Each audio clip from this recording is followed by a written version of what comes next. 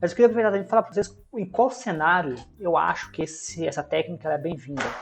Existem basicamente dois tipos de artigo de revisão, né? Tem o artigo de revisão sistemática, né? Que é o artigo de revisão pela revisão, né? Um artigo, literature review, que é um artigo que é de revisão, né? Ele faz a revisão da literatura, ele faz o todo. Geralmente é mais difícil de publicar, porque leva mais tempo, tem que ter mais experiência, é a visão de águia.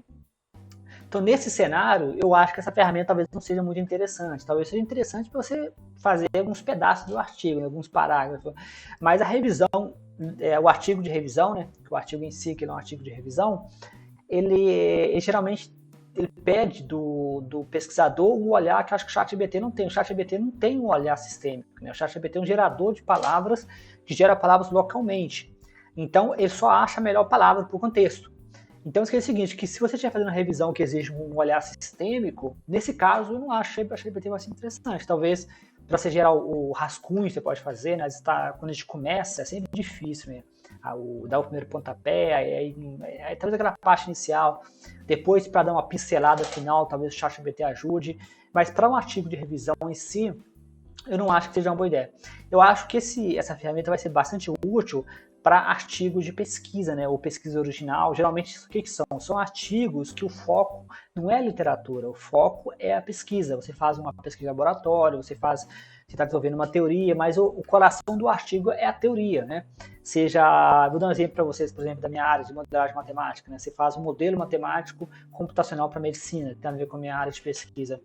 E você basicamente quer revisar a literatura, se alguém já fez, o que alguém já fez, ou talvez você baseou o seu trabalho em outras literaturas, né? Porque geralmente quando você chega no ponto de fazer uma pesquisa, você já leu alguma coisa.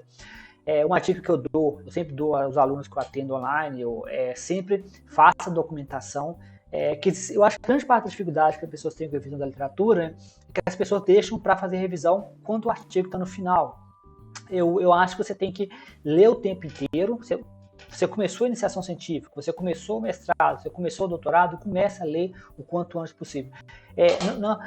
Nem sempre leia focado no que você quer fazer, mas focado na pesquisa. Você tem uma pesquisa geral e comece a ler sobre o assunto. Vai marcando. Eu gosto de separar um Word, né? Eu gosto de ter um vídeo que eu explico como fazer isso, né? E no vídeo eu explico como fazer isso, mas é super simples a técnica, né? Aquilo que vocês viram lá, né, que eu mostrei para vocês aqui, ó, você tá vendo esses aqui, ó, que eu faço, né? Geralmente, quando eu tô lendo, eu vou fazendo isso aqui, eu vou colocando esses pedaços desse jeito aqui no Word. Isso pode levar meses, até anos, eu vou guardando esses arquivos, né? Geralmente eu coloco aqui, por exemplo, sessões, né? Tipo assim, modelagem matemática, medicina, por exemplo. Aí eu sei a referência, eu sei qual que é o assunto, porque muito provavelmente o futuro você não vai lembrar. Para mim, todas as vezes que eu escrevia a monografia, a dissertação, a tese, ela estava escrita quando eu precisava, porque eu já tinha tudo pronto, eu já tinha tudo escrito, né? Eu só precisei juntar. Então, nesse ponto, o ChatGPT vai ser útil, né? O ChatGPT ele vai ser útil quando você tiver esses cortes, né? Se você tiver esses pedacinhos. Mesmo que você não guarde isso no Word, você muito provavelmente deve marcar os PDF, né? De alguma forma você tem que anotar de algum jeito o que você leu, né? Seja um livro físico que você faz a marquinha, seja um PDF que você faz a marquinha. Esses negócios, esses textos entre aspas, né? Que seria legal que tivesse assim, ó, eu coloquei assim. Essas marquinhas entre aspas seria isso. Você pode depois pegar isso aqui, se não tiver Word, vai no PDF, vai pegando as marcações, né, que você fez e vai criando isso aqui, ó. Uma vez que você jogou isso lá no aplicativo que eu mostrei para vocês, ele faz o resto. Depois que ele fez, você pode fazer mais uma pincelada. Então, assim, isso é interessante para artigos geralmente de pesquisa, que geralmente tem um limite, por exemplo, de algumas revistas que eu publiquei, que tinha no máximo 18 referências, porque o artigo não era de revisão, era de pesquisa original, então não faz sentido você ter muitas revisões da literatura. Então, geralmente a revisão da literatura para um artigo de pesquisa, um artigo geralmente que não é artigo de revisão, geralmente é uma revisão focada, né? Você não olha a literatura inteira, você olha a literatura focada no seu trabalho, né? Você tem um trabalho específico, você olha o que pessoas disseram, o que pessoas não disseram, qual é o resultado que pessoas acharam. Geralmente a forma como o ChatGPT responde é o estilo geralmente que a gente responde, né? A gente geralmente, se você vier aqui, por exemplo, no blog, né? No nosso blog, por exemplo, e pegar, né? Eu acabei fechando, né? Você vê aqui, por exemplo, em cima aqui, ó, revisão. Você vê aqui. Revisão. Você vai ver que o estilo do ChatGPT, né, que é o que ele respondeu, né? Aqui tem uma resposta dele, ó. Tá vendo aqui uma resposta dele, ó. Tá vendo? Aqui ele usou a BNT, tá vendo? Aqui foi outra resposta de outro momento, ele usou, tá vendo aqui, ó. O método científico é essencial para a produção de sistema. Ó, aí ele fez, ó. Pedro enfatiza a importância do uso, que é exatamente, até onde eu sei, isso aqui é BNT. A BNT está sempre mudando, então eu não sei. Aí, Pedro aí, Pires, né, destaca aqui, tá vendo? Isso exatamente, tá vendo aqui, ó, isso que ele fez, a gente faz. Ó. No entanto, né, tá vendo? Ele fez uma contradição. Geralmente a revisão da literatura era uma busca por confirmar aquilo que você pensa versus confirmar até aquilo que você não pensa. Uma boa revisão, ela tem que ter as contradições, né? Ela não pode ser somente, apesar de que muitos pesquisadores estão apontando que a tendência de confirmação está aumentando muito, né? A tendência de confirmação está comendo solto nos artigos científicos, mas um bom autor ele vai saber fazer essas gradações, não somente falar daquele confirma o que ele fez, como aquele meio que nega o que ele fez, né? E isso, esse no entanto, por exemplo, que ele usou aqui, é para fazer essa contradição, né? Porque apesar do que eu falei anteriormente, também ele usou aqui, ó, no entanto, e ele usou dois especificadores, né, que ajudou bastante, né?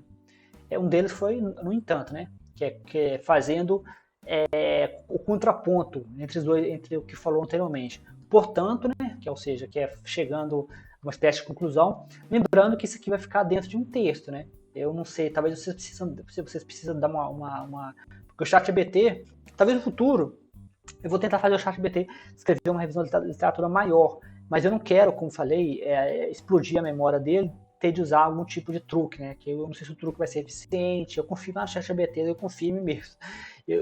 Ou em qualquer pessoa que está tentando modificar o ChatGPT. É um time inteiro, são 3 milhões de dólares por dia para investir pela Microsoft nesse software.